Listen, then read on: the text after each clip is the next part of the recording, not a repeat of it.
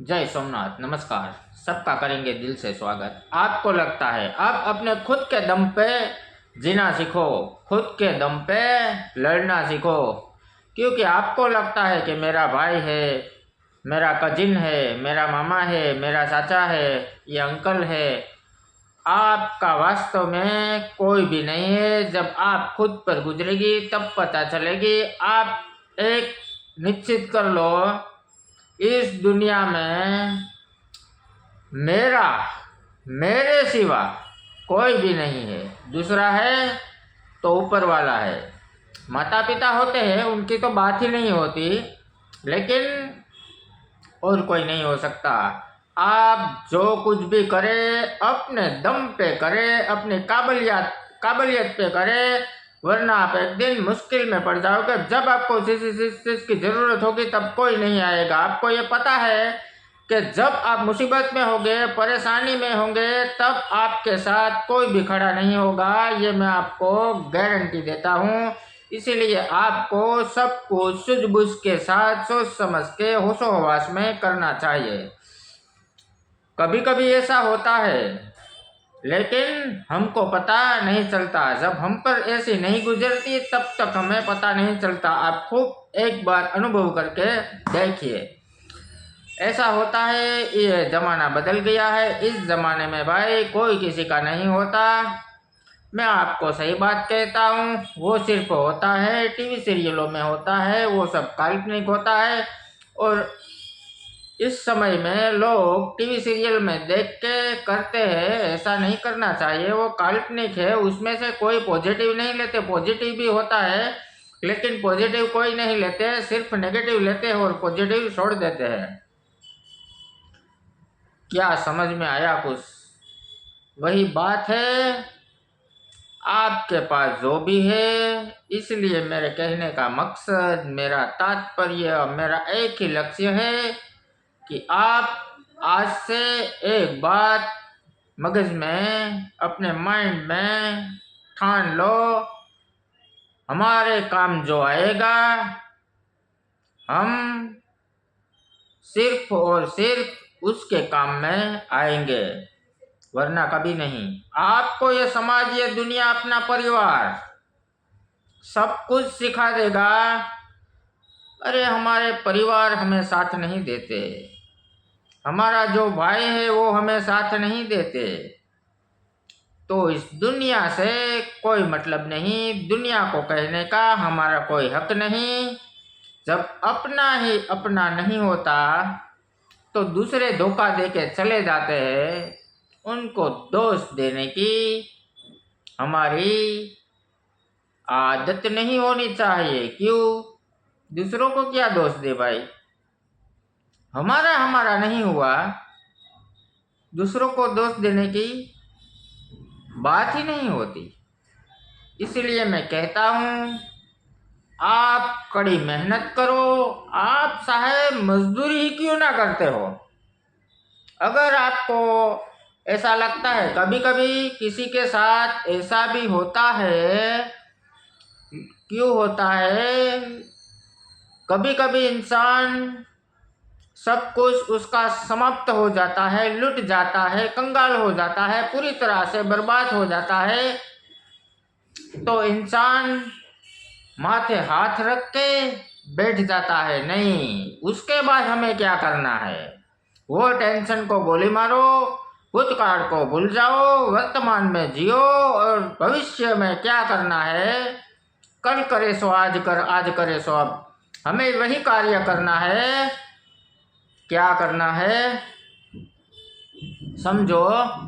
हमें कड़ी मेहनत करनी है, पैसा बनाना है। अगर आपको ऐसा लगता है, कई बार लोग बहुत परेशान हो जाते हैं। परेशान होने की जरूरत ही नहीं। सब लुट गए, जितना था सब कुछ फना हो गया, गवा हो गया, कुछ भी नहीं है, कंगाल हो गए। मरना नहीं चाहिए, टेंशन नहीं लेना चाहिए, क्योंकि आपको सिर्फ वही सोचना है, हमारा परिवार तो है ना यार। किसी को देखो, किसी का शादी होने के बाद पति चला गया, पत्नी चली हो गई, पत्नी चली गई। किसी को जन्म देने के बाद उसकी माता का मृत्यु हो गया। जन्म होने के बाद सिर्फ 1 घंटे का बच्चा है, उनका पिता मर गया, उसका क्या होगा? यार, हमारी परेशानी तो कुछ भी नहीं उसके सामने, कुछ भी नहीं हमारी परेशानी। तो हमारा पैसा चाहे कितना भी चला जाए वो वापस आ सकता है, लेकिन जो व्यक्ति गया है, यहाँ से ऊपर चला गया है, वो वापस नहीं आ सकता। हमारी इज्जत वापस नहीं आ सकती। हमें कुछ चीज का ख्याल रखना चाहिए। कोई चला जाता है, कोई ओकाड हो जाता है, कोई मर जाता है, ये तो हमारे हाथ की बात नहीं है, हमारे हाथ में नहीं होता। लेकिन हमारी इज्जत हमारे हाथ में होती है। बर्बाद हो जाओ, कंगाल हो जाओ, 50 बार गिरो, उंगली खाई में गिर जाओ, लेकिन धीरे धीरे धीमे धीमे थोड़े थोड़े खड़ा होना है,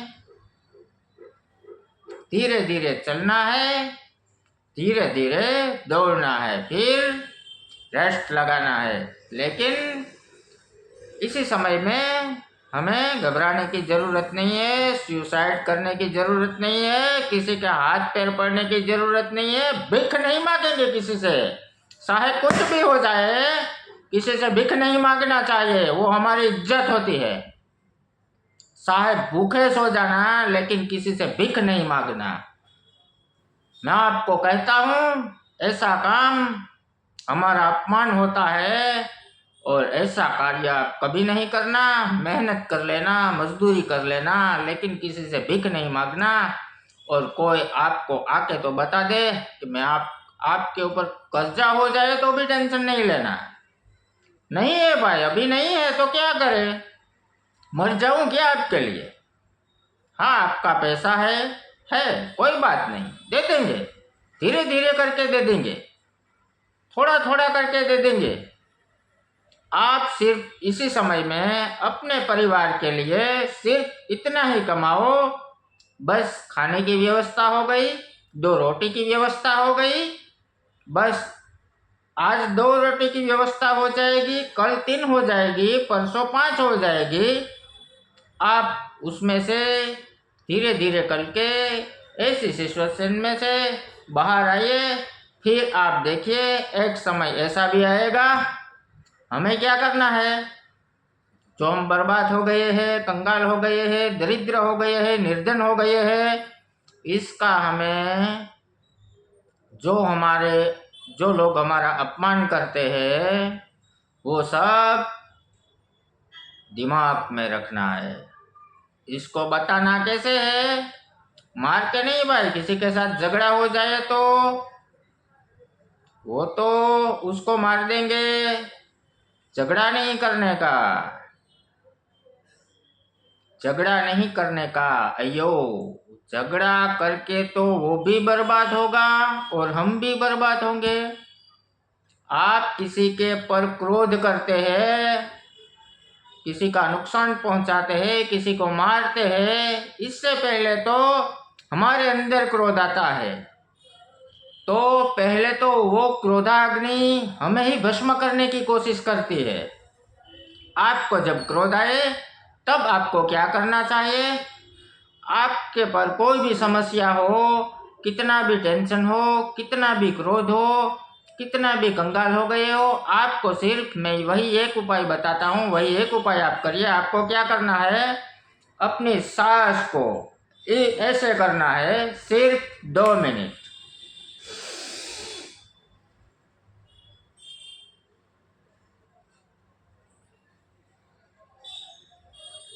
अपनी श्वास को धीरे धीरे लेना है और थोड़ी देर 8-10 सेकंड उसको अंदर रखना है, सांस को बाहर नहीं निकल देना है। ऐसा आप 2-3 मिनट रोज करते रहना। और जब भी आपको क्रोध आए तब ये उपाय खास करके एक बार देखिए तो सही। अगर आप ऐसा रोज सुबह शाम 10-10 मिनट भी कर लेंगे तो मैं आपको गारंटी देता हूँ 6 महीने के बाद आपकी स्थिति, आपकी दिशा और आपकी दशा सब बदल के रख देंगे। उसमें क्या होता है?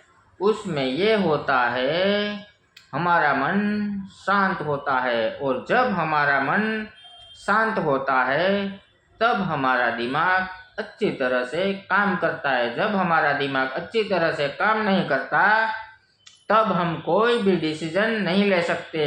अगर आपने क्रोध में, जल्दबाजी में डिसीजन लिया, वो नुकसान साबित हो सकता है।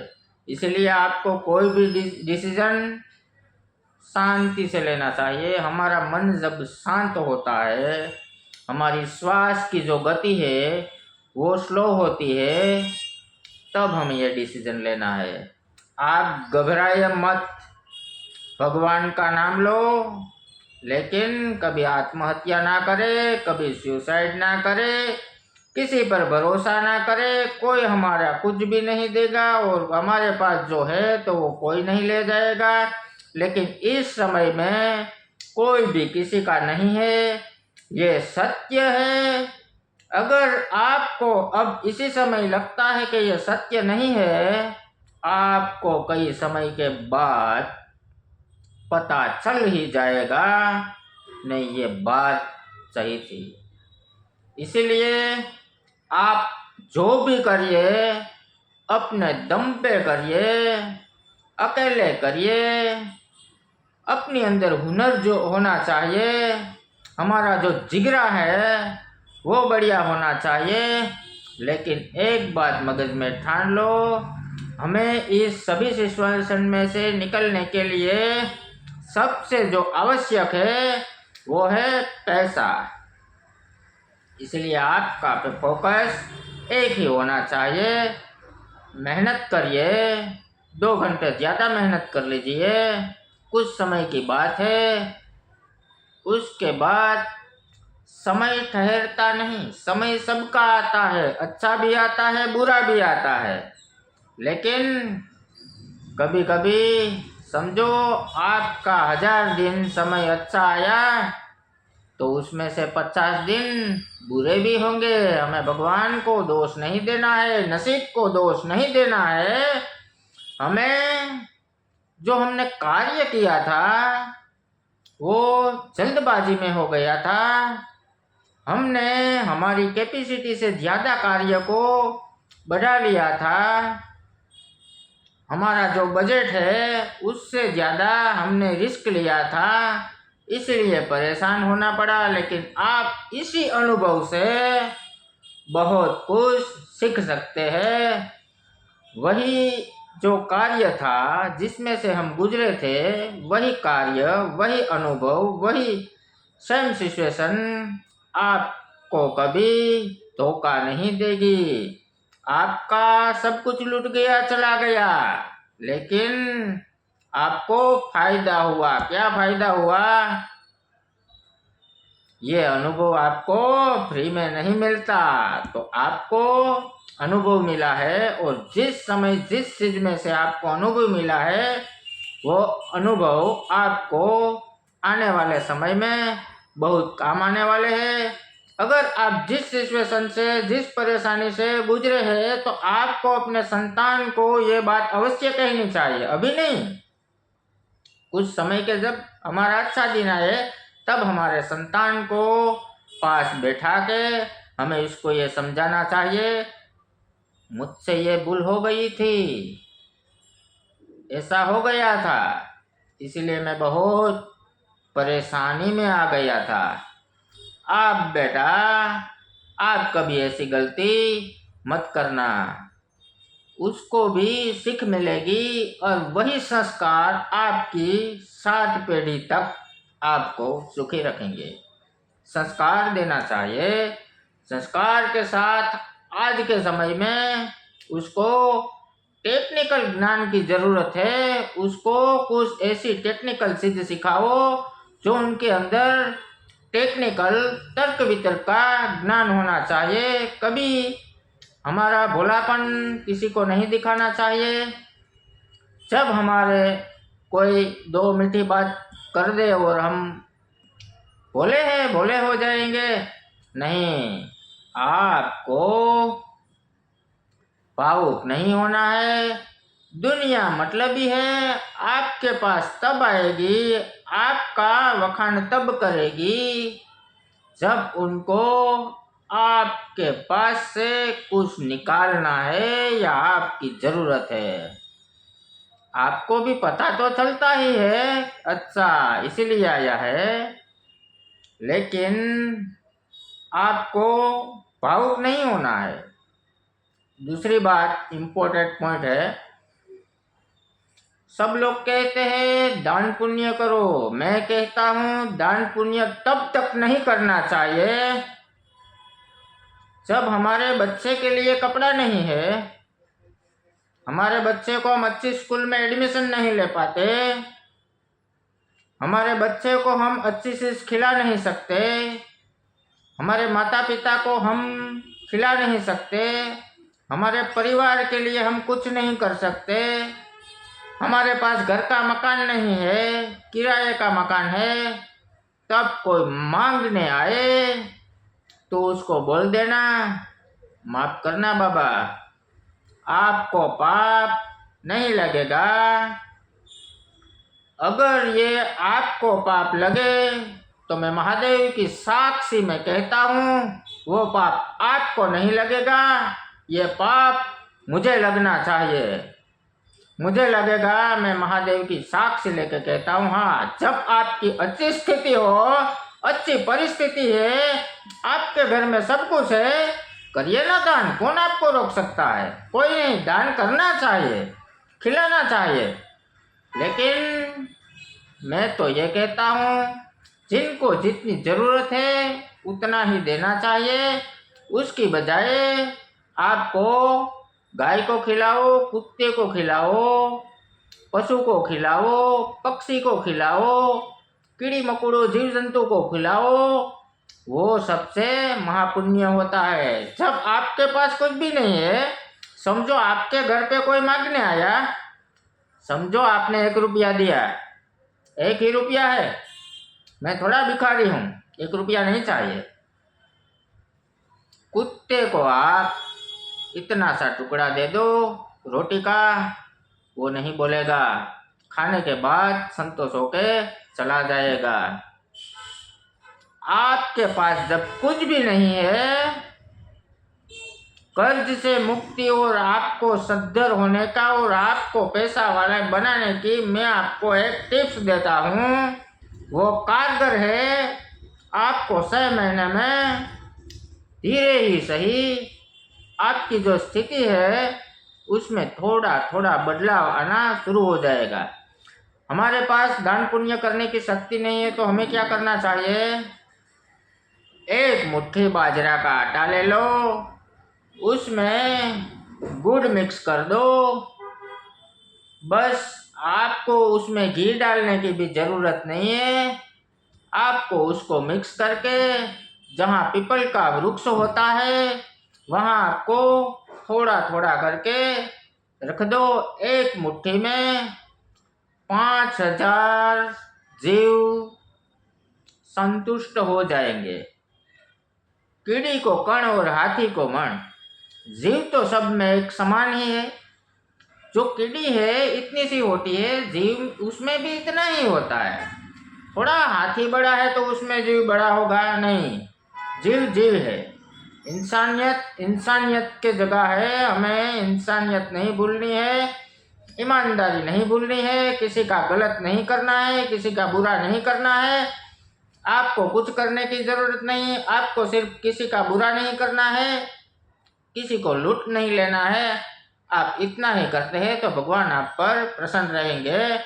समझो आपने एक दिन में 1000 जीव को खिलाने का भंडारा कर दिया, इससे बढ़िया कोई पुण्य नहीं हो सकता। मेरी दृष्टि में तो मुझे ये सही लगता है, फिर आपकी मर्जी, आपको जो सही लगे वो करना, लेकिन जो ये 1 मुट्ठी बाजरे का आटा और थोड़ा सा गुड़ मिला के 6 महीना ऐसा कार्य करके देखिए तो सही। सच कहता हूँ, आपको यकीन है या नहीं है? आपको यकीन नहीं है, फिर भी ये करना चाहिए। आपकी परिस्थिति में बदलाव आएगा। अच्छे आदमी क्या सोचेंगे, अरे बदलाव ना है तो कुछ नहीं, हमारा क्या गया, 1000 जीव तो खाएंगे। हमारा मन, हमारा विचार निस्वार्थ होकर ऐसा कार्य करना चाहिए। वीडियो लगता है आज मैं मूड में हूँ, वीडियो सुबह तक पूरी नहीं होने वाली है, लेकिन सबको इतना वीडियो लंबा देख के कट कर देंगे। इसीलिए समय समय पे काम करना चाहिए। ये समय समझो, अब आपको गुस्सा आएगा, ये तो लंबा लंबा बनाता जाएगा ये वीडियो। इसलिए आशा रखता हूँ ऐसे ही नेक्स्ट वीडियो देखने के लिए आप हमारे चैनल पर बने रहे। जय सोमनाथ, धन्यवाद, जय हिंद।